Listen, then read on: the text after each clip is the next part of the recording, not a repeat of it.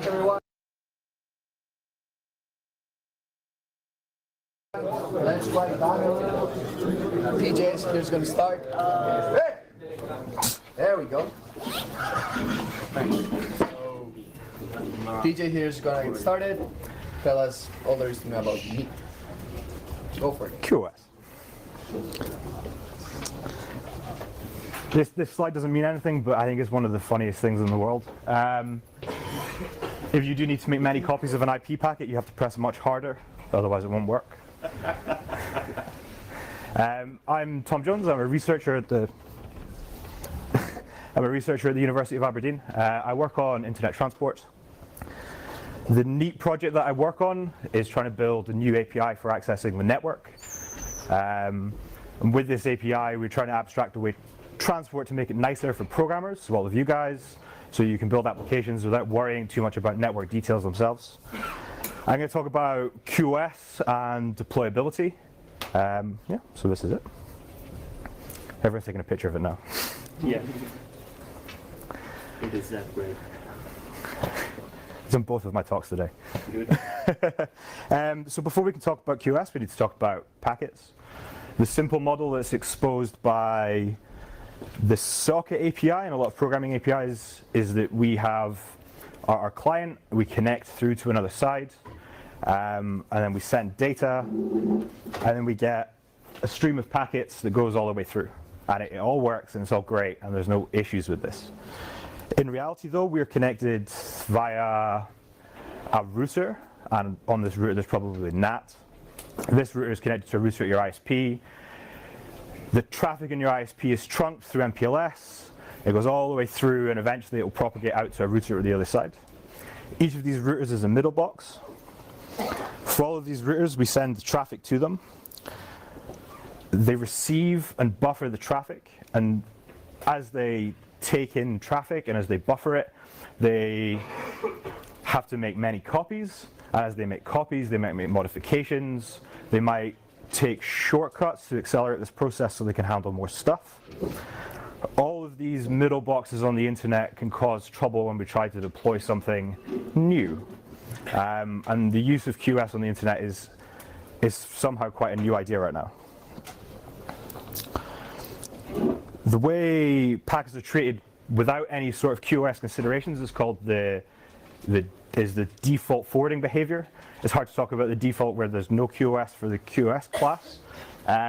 But we think of default forwarding as everybody is the same way we want to be treated on the metro. Everybody gets on the train, everybody gets off the train.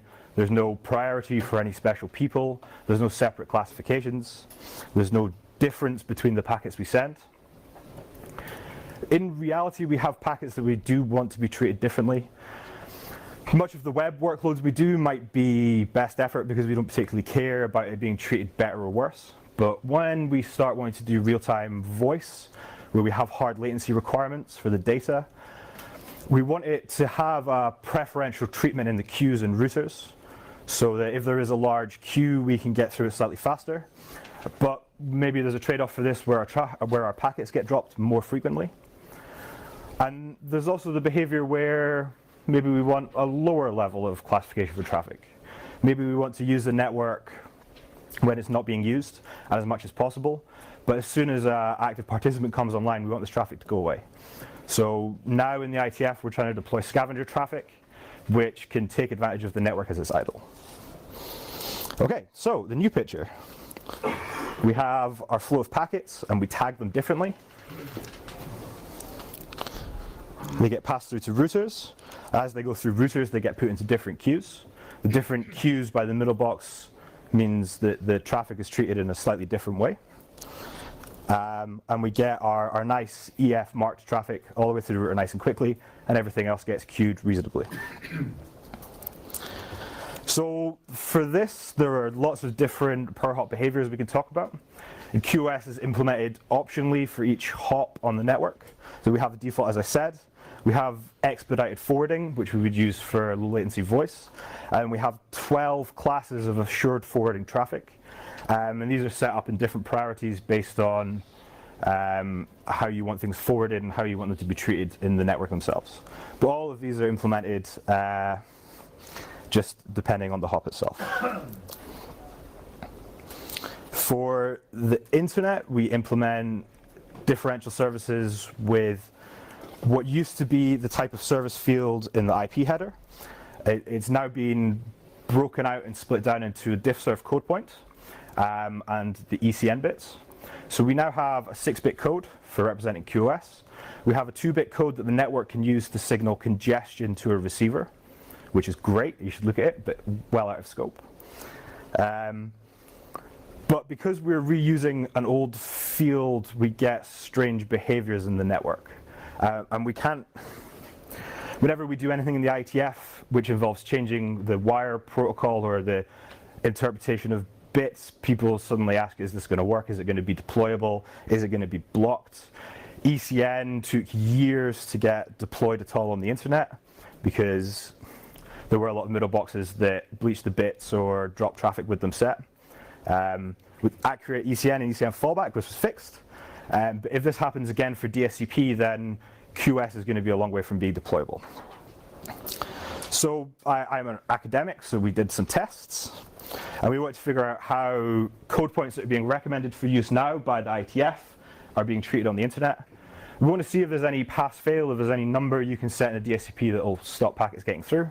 And we want to verify that the treatment for each of these groups we have is fair for the groups. We can't tell if they're being treated correctly, but we can tell if they're fair between the different groups themselves. And on the internet, we expect 4 different treatments for our packets. They pass through fine, which is great. If all of DSCP marks always get through to the other end, then we have something useful we can use. If they get dropped, it's the opposite, and we can never use this. More likely, we're going to see bleaching of bits, either the whole field set down to 0, or certain sections from the old TOS field set down to 0. And remarking. And remarking in the internet is actually a great thing. It means that operators are actively processing the traffic based on what you're buying from them. This is what we thought we'd look for. To generate a set of points, we looked at drafts in the IETF right now. So there's an 802.11 draft, which is trying to fix mapping from DSCP to 802.11 access classes. This one is quite an easy one, but we're just trying to make sure all of the bits land the right way. If you want to go today and use DSCP for QoS, you will get a benefit from this straight away. Your Linux wireless router does this. It's great. Your FreeBSD wireless router does this. It's great. Anything else, I don't know. Give me the code. MPLS is the core protocol on the internet. It's used for lots of interconnects. And unlike 802.11, where they're really nice and they don't touch our packets, MPLS reads the IP header, generates a label, takes it through the network, and then resets the IP header based on the label that gets through the other end. So MPLS networks change lots of IP headers as they pass traffic. Really troubling. And then the last one, which will be common for everyone here, will be WebRTC. There is a draft right now for QoS setting on WebRTC. It offers 12 points, I think, so you can set 1 of 3 types and then 4 priorities for each of them. There's implementation in Chrome. There's nothing in Firefox.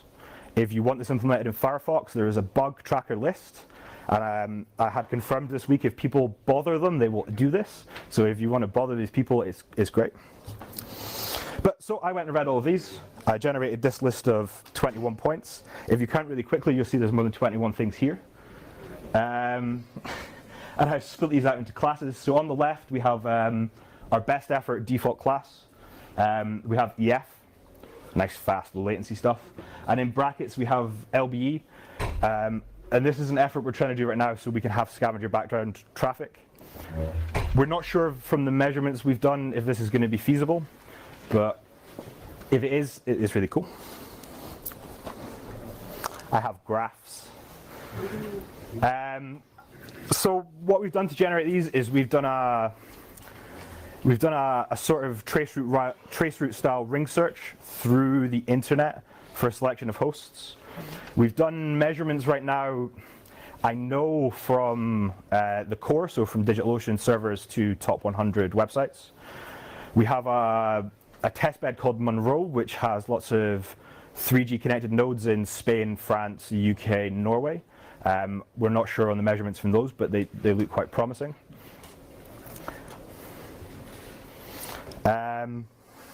Yeah, so this tool, it sets TTL low. Well, so first thing it does is it tries reachability. It reaches, we do a TTL low, and we send packets marked with a certain DSCP. When the TTL hits 0, routers will stop forwarding packets, and they generate an ICMP time exceeded message. The time exceeded message contains the original IP header. This is so end hosts can reconstruct flows. And we use this to detect where code points are changing in the network and what they are. So with this tool, we can't actually see the far end. We can see one hop away, but we can make quite a lot of conclusions from this. And I just have 2 slides on this. I have 300 of these graphs I was sent this week, but if you want to see them, I can show you, but they all look very similar. Yeah, so the one we expect, this is a graph for BE traffic. So this is a DSCP of 0 set. The plot is showing the percentage of marks at the last hop. And at the top, we have average number of hops before first change, and then average number of hops per path. So the paths were like 7 or 8 hops.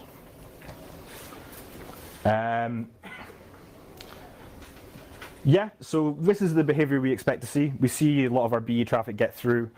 Most of the remarking in the internet is bleaching down to 0 anyway, so this is a combined number we get. Oh, I have 3. The more interesting one is to look at CS1, which is DSCP8. This is what is being suggested right now by the IETF to use for scavenger traffic, so you can use this as background. And we see 53% of it gets through, but we see 45% of it is marked to BE. Now, for most QoS classes, it's actually okay to remark because you reduce priorities, so you're not asking for something implicit. But with this BE remarking, we're getting promoted. Now, if you started doing a Windows update and you only wanted it to have access to traffic when you're not trying to do useful stuff, and it's getting remarked to be in the network, then you're going to see a lot more bandwidth used than you expected. Or your network might not be able to take advantage of this. Okay, the interesting one. All of the rest of the known code points look like this. So we see about 50% work, see about 13% get marked to BE, and then we see some other bits. This is actual remarking. The other 2 are bleaching of bits based on the old IP TOS field. We couldn't figure out why so many routers in the internet were doing this until we went and looked at the Cisco config. And the Cisco recommendation for switches and routers hasn't changed in a long time. And the default rule just says, leave these 3 bits, but wipe these 3 bits. And this is where we get traffic like this. And we can see this consistently for all the marks we feed into the network. Okay, enough science. How do I use this? From C, you decide to use a DSCP. I've done this in hex because I like hex. Pick out an ECN. Shift your DSCP mark up 2 bits. So we hide the ECN field, or with your ECN value, and you call a set sock opt. Great, nice and easy. But the project I work on, we've decided that the C API is old and crusty, and we need to fix this. So I have something much bigger. And here we are. Wow. Here is. Right. Looks easier. Yeah, so here's the picture we sent to the EU. And you get your money. EU. So Yeah. Bureaucracy. So this is what we sent to the EU. This stuff, I don't tell them, but we're not going to do it. You do realize you're investors, right? Yeah, no, they'll never find out. So the new system offers a libuv-based C API to the network. So we've taken libuv and we've given it nicer networking primitives. We've also given it loads of magic. Underneath we use traditional sockets, but we can also have a pluggable transport system, so you can use any protocols. Currently we support UDP, TCP, SCTP, SCTP, and user space as like the 4 main protocols, and we can do security transparently on top of all of these. So if you don't like OpenSSL, you don't have to use OpenSSL. You just give us a certificate and everything works. It's great. Yeah. This is a smaller picture, but it's the same idea. Over on the left and right, we have a diagnostics and statistics interface. And on the right, we have a policy interface. The neat system has a daemon that runs in the background, and it gathers up interface statistics, interfaces as they come and go, throughputs, successful connections, successful protocol probing. And then we have a policy system that can use this gathered information to apply with heuristic-based algorithms selection choices for what you want to do. As an application, you can say, I want datagrams, and we can figure out if you can do SCTP, and if you can't do SCTP, then you get something, maybe it's UDP. Or you can say, I need reliable transport. This is it, and we'll do happy eyeballs choices between IPv4, IPv6, SCTP, TCP. We can do probing for security on the server, so the applications don't have to do it. We can do all of this cool magic so that things are automatic and they fall back, so the API is nice and easy to use. And I don't care about this one. Okay, so this is what an application looks like. I've taken out all the error handling. We set up a context and we initialize it. We have our context as our main threading primitive. We're dealing with this right now if you want to follow our GitHub issues. We create a flow. The interface for a flow is the same for every transport. We set up properties. I left the old C bitmask we have, but we now do properties via JSON. We set up some callbacks, and then we do an open. And the open does everything for you. You get your unconnected event, and you have a working flow and you have a working connection. And if you've asked for something reliable, then you have a working stream protocol. But we might have negotiated SCTP for you and you have multi-streaming and loads of cool stuff. Yeah, read and writes. Okay. Do you have an example of the server side? So the difference between the client and the server is the neat open is neat accept. Okay. Exactly the same. We do virtual accept for UDP. So we have some stuff to make UDP look a bit more like a connected protocol, and then it's all the same. It works great. So neat for QoS, you can set the DSCP value directly, because we didn't want to remove this for people who actually had an idea of what they wanted to do. You can set it by name, or you can set it by abstract high-level primitive. If an application asks for a high-level QoS, then we can do lots of interesting things. If we know your network is going to have issues with certain marks, we can choose other marks. If you have multiple interfaces and you choose a QoS for low latency and you have a satellite link, we do a lot of satellite research. If you have a satellite link and a Wi-Fi link, then we can pick the Wi-Fi link for you while we set up the QoS. And we have tons of hooks and integration into SDN infrastructure. So if you choose a high-level QoS in your data center and you have normal cheap links and you have expensive low latency links, we can pick this for you and do automatic provisioning, and it all hooks and integrates in well together. Okay, all of our science is happening in the public. All of our papers are open access and available. The EU deliverables, you don't want to read them, but you could, that specify the architecture, are all available online. All of our software development is happening in the open right now. We have public GitHub issue trackers, build bots. We will take patches from anyone. We want people to be involved and play with this. This is a really nice way to access the network, and it can do so much more. Thank you.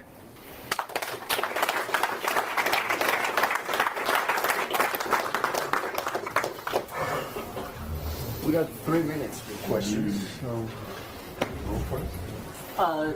So I think from your slide you're saying that about half the internet will destroy the QoS header, but of the half that doesn't destroy the QoS header, how many of those people actually honor it? So per hop behaviors are a recommendation, but if I set QoS and I'm at home and I have my home wireless router and I'm speaking to you and you have your home wireless router, and my packet can get all the way across the internet, the QoS header intact, our home routers are going to use this for 802.11 access classes. So we're going to get our traffic, if we're doing EF for voice, we're going to get into the highest priority bin. So we will get QoS data through. But what about the hops in between? The hops in between will do what they will.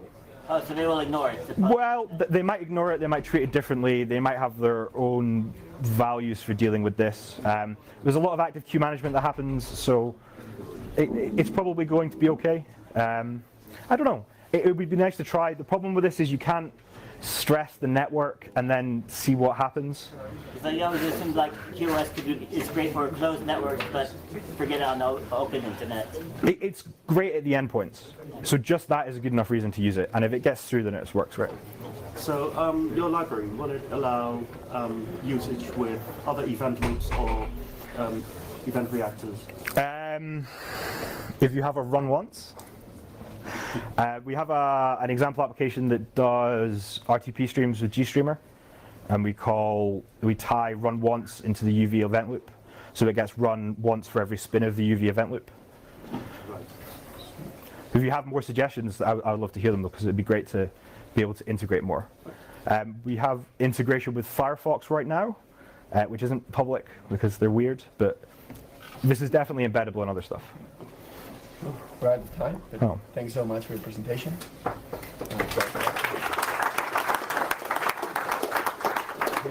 Here using LibDB. I'm one of the maintainers. Oh, awesome. I have a t-shirt. Yeah. Speaking tomorrow, so I also love mine. Oh, I wore mine on like Monday, but yeah, that's awesome. Yeah. Oh, I have a microphone on. I'm curious as to if you needed to make changes to it. We haven't actually. It's been okay. Oh yeah, that's pretty chill. When it's someone good. Oh, thank you. That's really nice. Can I pinch one of your stickers though? Yeah, you can take many. Would you like a bundle of them? I will add a I have a lot of them.